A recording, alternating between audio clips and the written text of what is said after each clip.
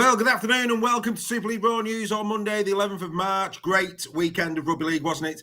Outstanding both in Super League and in the Challenge Cup. Featherstone Rovers, massive congratulations must go to them as they turned over Wakefield Trinity, the high-spending Wakefield Trinity in the Championship. They are going to be in the pot tonight for the Challenge Cup. We're down to the last 16. Featherstone, Halifax, Batley and Sheffield join the 12 Super League clubs in that draw. It is on the BBC News channel at 6:30. If you missed it, we will be discussing it all in Super League Raw Weekly tomorrow night. You can be assured of that. Brilliant to see. Other news from around the grounds, Eamon McManus, well, he's weighed in on maybe the World Club Challenge going to Las Vegas next year alongside the NRL opening weekend. That would be fantastic, wouldn't it, if we could actually secure that between the Northern and the Southern Hemisphere. Let's hope that becomes a reality. Brad Dwyer, he's going to be remaining at the Leigh Leopards on a week-by-week basis. It has been announced. So good news for Brad, getting him some game time. Warrington and Leigh coming to an arrangement on that. And, of course, the match review panel, well, they've been sitting today. A couple of bans have been given out. Luke Thompson got a charge but no ban for the Wigan Warriors. Jack Ashworth getting 3 games for head-on-head contact with Chris Satai. Was it an accidental clash? I mean, I said on In the Sheds, I did think that this would be looked at based on the wording in the rules. And surprisingly, Mark Percival only getting 2 games for a shoulder charge on Ormond Royd in the Salford game. I'll tell you what, let's take a look at these 2 incidents. What's your thoughts?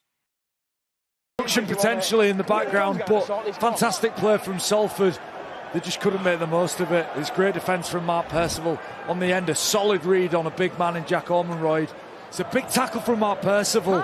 Shorrocks throws it. Ormonroyd, bang. Now it's just whether there's any contact. When we have a look at that again, is there any contact with the head? Well, he seemed to drop the ball, didn't he? Well, he did drop the ball from the contact from Mark Percival. The question is where that contact is. Well, this is a big call here.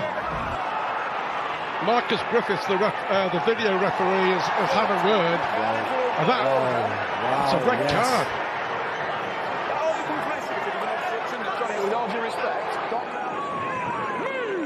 Another big hit. Ashworth on Satai. Let's have a look at it here. Well,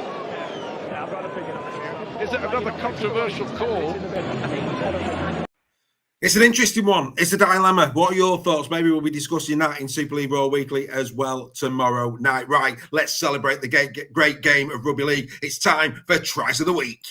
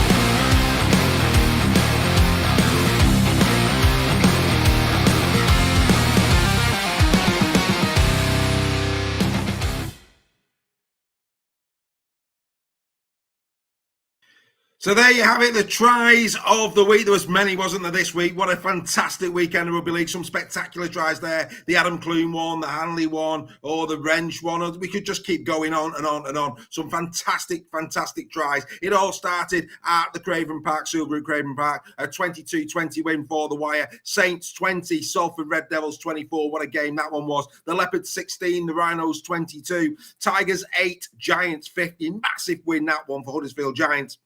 The Broncos 22, Wigan Warriors 60, and then the Catalan Dragons 26, Hull FC 12. It didn't go their own way, did it, for the Catalan Dragons? Many people expected Hull to really fall over there. It didn't transpire that way. Right, let's go round these grounds and let's start off with that game that started round number 4. Let's get all of the fallout from Hull KR against Warrington Wolves. Down the short side, little dummy there from Duffy, fires it in, and it's a great pass, and Williams is over. George Williams been missing for the last couple of weeks for the Warrington Wolves. Yeah, Mikey was outstanding. That was typical Mikey performance. That I thought, especially at home, that's how he performs here. I think the growth for Mikey now is to be consistent with that. It's to do it week in, week out, to be in the game like that. Because when he's in the game like that, he's near unstoppable in the sense of if you've got a roll on, he's very hard to contain. Similar to George, like if George has got good go forward, then he's as dominant as anyone in the competition. I said that during the week. So Mikey's, it's for Mikey now is to be in the game like that every week, because I thought it was a really, really strong performance from Mike, and very proud of him. Now ball back on the angle for May. He's got it in one hand, gets it away to Lewis. Lewis not particularly got anywhere to go. Oh, what a step! What a beautiful step from Lewis! Support on the inside, and the pass goes to ground.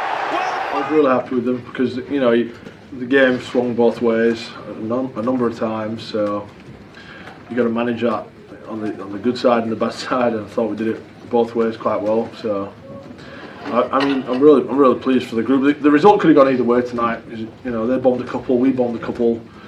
It just comes down to a couple of moments, but thankfully they're on our side tonight, and we got the 2 points, which is tough to do here. I thought it was a step forward as a club. I mean, there's parts of the game I'm not particularly happy with, but I just like the spirit in the group. So it was a great step forward as a club.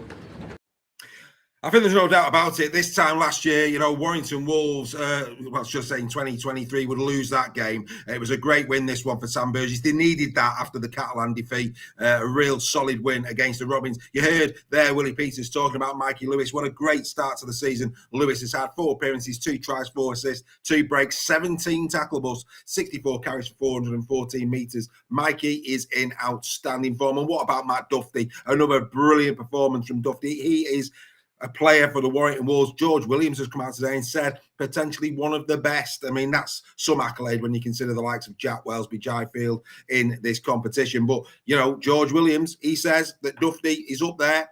What's your thoughts? Get in the chat. It's an interesting one. Now, a game that surprised everybody. I found this probably one of the most hardest ones to predict last week. The Casford Tigers against Huddersfield had seemed promising both sides. They've been competitive. They looked the part of Casford at Warrington the week before.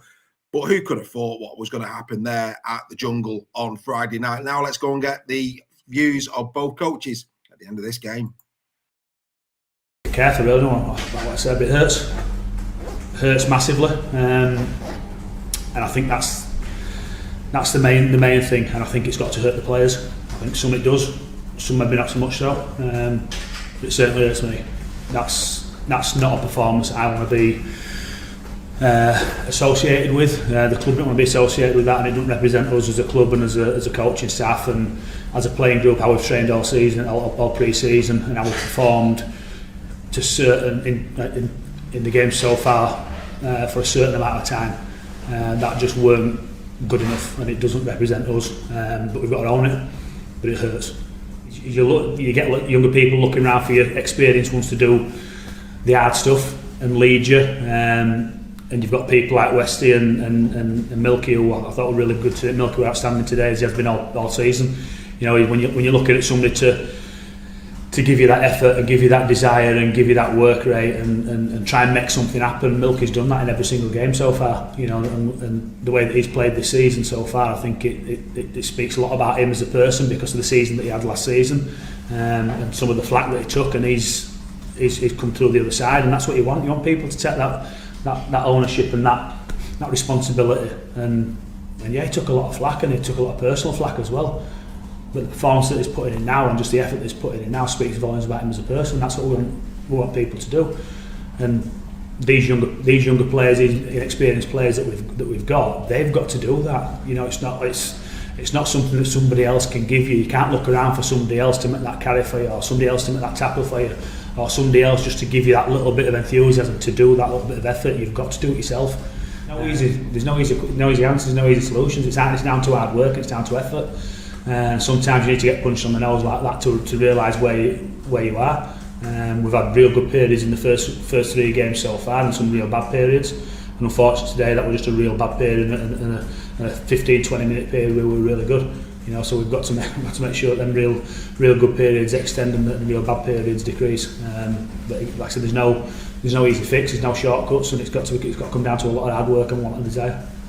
I thought we did really well as a team. I know they caught us. But after that, I just thought we stayed in it, and then once we got the ball back, we came up the other end, and then the beauty of it, we scored then as well. That always kind of breaks a team on the back end, and I think that's what it did to Cass, because at the start of the second half, I thought they were obviously having the momentum. I think they had I know at one point, I think they had 10 sets to like R4 or something like that, so that's a tough period. Against Wigan, that killed us, but today we showed a little bit more steel in that area defensively. He'll give the boys a big lift on the back of obviously 3 tough games we've had beforehand. Today was always going to be tough at the start, and it was about doing the right things and doing the tough things early, and I think we did that and applied ourselves well. But if I'm going to pick somebody individual, I'm going to pick Leroy again. Yeah. He's just played different positions for us there straight away. We lost Jack Murchie and he went to left back row. Again, he capped it off with a try. I know he scored 2, to be fair, but he's a player who just keeps turning up for us and doing the right things all the time. Leroy Cudjoe, absolutely sensational in this game. He gave him big raps in the sheds, and I'm sure he'll be in a lot of people's team of the week this week. Ours will be announced tomorrow night live, 8 p.m. on Super League Raw Weekly. Lingard there talking about Miller, Jacob Miller. I have to agree with him. I thought it was decent against Warrington the week before. Him, Westerman, Wood and Senior, pretty much that was it really for Castleford Tigers. Everybody else, they really need to have a long, hard look in the mirror. You think like, for example, Nixon Putt, newly brought in, 4 carries for 22 metres, 2 missed tackles. That's just not going to cut it in any way, shape or form. It's just not good enough. Tisapali was back and everybody's thinking happy days. 9 missed tackles, 11 carries for 95 metres from him. Just not good enough. Castleford Tigers, big concerns. They need a win and they need one quick. And quite frankly, I don't know where it's coming from. Is that poll that we put out on our Facebook page going to turn out to be correct? Are fans through them thinking Castleford Tigers are going to finish bottom of the table in 2024? What's your thoughts on that? Now let's go over to the LSV. Lee Leopards were entertaining the Leeds Rhinos in a game that went one way, then the other. Oh, loads of talking points in this. Let's hear from the coaches and also a man on debut at home who had a great game. Yamala was awesome tonight, and you know, he's had a really good pre-season. He certainly deserved his chance, and I thought he took that with open arms tonight. So, you know, looking forward to him moving forward. Dwyer, here's Moylan, and they're creating numbers again here, and it is a terrific try. A lot, like especially to my mum and my sister, like they've watched me for the past few years, not really getting to teams at different clubs and having to play at a lower league and whatnot, but like, my mum was so emotional. It makes me emotional as well because, like, me just getting the chance now, I just, like, so much thanks to Lammy and, like, the other coaches and that, do you know what I mean? And it's just putting the work in over pre-season and whatnot, so, yeah, I'm over the moon. I didn't think there was a lot of plays in the game where they troubled us too much, aside from those really good plays, and they got the reward for it in that first half. We spoke at half-time about being a bit more direct and tackling with a little bit more intent, and I thought we did that in the second half. And then the physical battle went our way, clearly went our way in the second half, and we were hard to stop from that point. Obviously, when we're talking about the ruck, there's a clear difference from referee to referee how the ruck is adjudicated on. So it's almost you have to prepare for the opposition. and also game plan how the game might be refereed. And that's cool as long as you know that that's going to be consistent. The high tackle stuff, they were clear. They were clear that high tackles were going to get sin binned. No one tries to do high tackles. Ask one player out there whether he's trying to high tackle anyone. No one's intentionally doing it. Behaviour has changed over the course of time, and there's fewer high tackles than ever before. But the penalty is a punishment. That is a big punishment. Now, then we go sin bin, then we go suspension and fine. It's too much. Really interesting comments then from Rowan Smith, talking about, in preparation for games, considering who the referee is due to the inconsistencies. I found that unbelievable in that interview. You've got to say, though, well done to the Leeds Rhinos in that one. That's back-to-back wins now, Catalan Dragons and the Lee Leopards. They entertain the Saints this week. That's going to be a real tough one. If they was to win that, what a hat-trick of wins that will be for Rowan Smith's men. That one on Friday night, of course. Speaking of St Helens, history was made at the Totally Wicked Stadium on Friday night. 44 years of hurt came to an end. Let's relive some of those wonderful scenes for the Salford Red Devils at the Totally Wicked Stadium. Come here, we have a big emphasis on the history of the club and the last time they won here. So, pretty special night tonight. To go 44 years without winning, and obviously we're part of that history now when we've rewritten the history books. And it was amazing to be part of that team who's won tonight. Yeah, Timmy last year, my brother, Nene. Oh yeah! Mate, the boys pulled through. We'll take that one in the bag. And what about this crowd? Love you, Salford.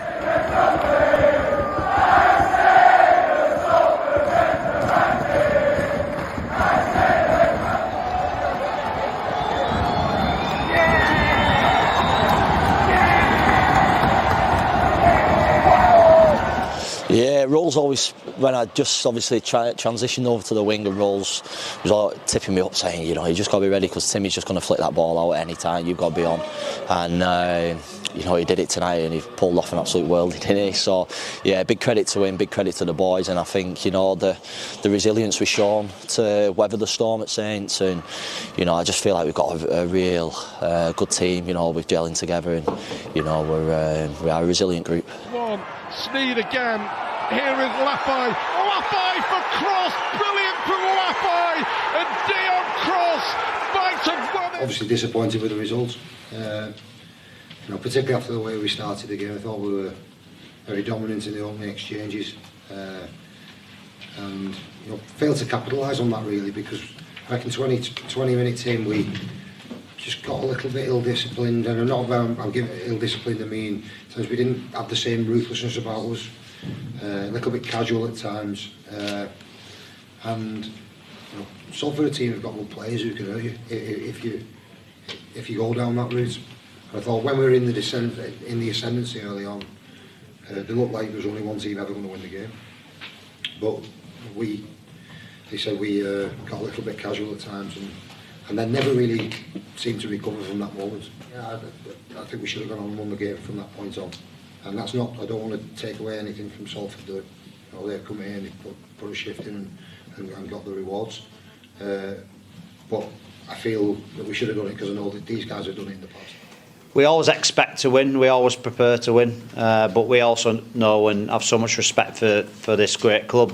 They've been a champion side for a long time, and they still are. So to come here and get a result, you've got to be committed, and you've got to be in the right mindset to have a physical encounter. And I think our boys' character and commitment to the cause was fantastic, as it has been all season. Just for the start of the season, we spoke all week about this will be won right the death, so be prepared to go the distance with Saints. And he's the calmest on the field, always. The fact that he's nailed 100% of his kicks for the start of the season is a fantastic achievement as well. So, although he didn't take two in the first half when I told him to, so we have a bit of banter about it. Absolutely brilliant win for the Salford Red Devils. Many congratulations to Paul Rowley and his team. We gave him great raps in the sheds, of course. And I did also say on In the Sheds, and I agree with Paul Wellens, 20 minutes in, the Lewis Dodd try. Look at look at Wellsbeck, look at Dodd, high-fiving, high-tenning, big smiles. Did they take the focus off the game? Alex Walmsley didn't in the same shot. And then from the resulting kickoff, like I said on In the Sheds, Wellsby allows the ball to bounce. And back comes Salford. It really was, for me, a big questionable effort from Saints in terms of the mindset in that game. But Salford, all credit must go to them. I mean, they're out, aren't they? They're out on the feet when Doddy goes in for his second try. But the way they brought it back and that offload from Tim Lafai, one of the moments of the season thus far. Massive congratulations to Salford. Wigan next for them. That's going to be interesting. Right, let's finish off by getting a little bit of an insight into the Saturday games. Not an awful lot of interviews come out of these two games, but we are going to hear from the victorious Steve McNamara and the man who lost, Mike Eccles. Here we go. Game. We trained all week to improve certain aspects of our attack, which I thought we did when we had the opportunities, but it was such a difficult night to play an attacking style. So I was really happy when the game got tough and got in the balance, and a try comes off somebody's head and they score, and suddenly you could wobble a bit. We actually turned the screw the other way. We got strong, we got tough, we went set for set and came over the top of the other team. At the start of the season, people are still finding their feet. We had a couple of back-to-back away trips, away to England, which, we had to give the players a bit of extra recovery at the start of this week. Thankfully we did. And it's good to response, and we needed to win tonight, and we did. You're just playing against quality players, aren't you? It's a massive step up, and let's be honest. I mean, they've rested some players today, but at the same time, I don't think anyone would envisage us being 7 or 8, 9 players down and beating the world champions. It's just where we're at. Let's have it right. We've probably got 200 games of Super League out there. There's no shying away from it. I mean, if you work out, how do you determine that? They spend more money than us, so they probably have better players than us. They got more internationals than us. They got more Super League appearances than us. So they're likely going to have a better cattle than what we have. But we're very open about that. We're not hiding from anything. We know that we're trying to transition many Championship players to Super League players, and that's our process. But if we fall below our own expectation and our own standards, then that's when I'm upset, because I know that some of the performances out there today defensively are much better than what they showed. So we don't have more Super League appearances, or we're not spending more money than anybody in this competition. So we're 100% ranked 12th. But can we be better? Can we compete? Can we win games? I believe so, 100%. He took his tries well. Should have had hat-trick, shouldn't he?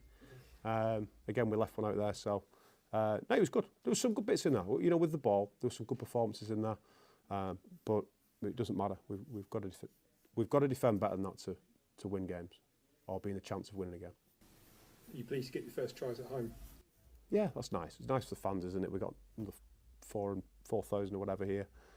So we've had about 9,500 here over the 2 games, which is massive for the club. So I think in terms of the day, there's some positives there for the club. We've got 4,500 on or whatever, and we need some decent stuff for the ball as well. We've got to keep taking the positives and understand that there's an adjustment period going to take place, and I'm very much part of that as well. And I'm here to help the players. We're in it together. I could listen to Mike Eccles all day. I think he's absolutely brilliant cattle. I love that. What a fantastic quote that one was this week. And 66 missed tackles in that game by the London Broncos. So to be fair to Mike, he's probably right. The defence wasn't good enough, but there were some really good moments. I thought Kershaw's 2 tries were very well taken. They were right in the arm wrestle, wasn't they?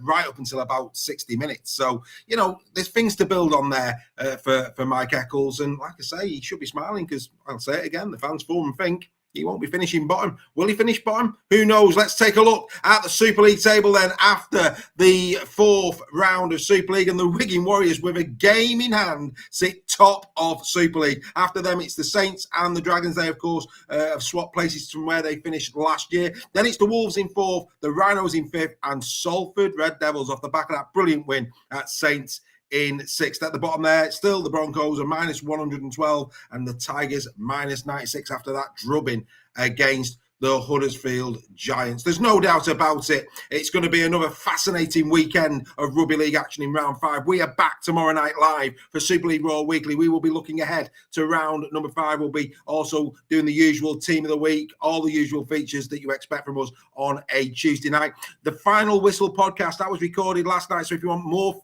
of our opinions around round number 4, make sure you download that on Apple, Amazon, and Spotify, and you can hear what Lee Partington, a Wigan Warriors fan, had to say alongside Steph Sale and Greg Nixon last night. That one is not to be missed. We will be back, like I say, tomorrow night. We're also going to be announcing some more In Conversations tomorrow night during the course of Super League Raw Weekly.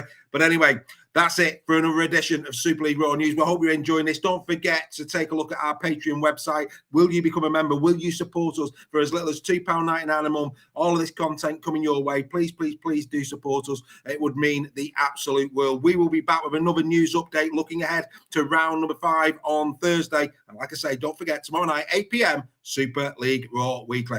That's all for now. Enjoy your rugby league. Bye for now.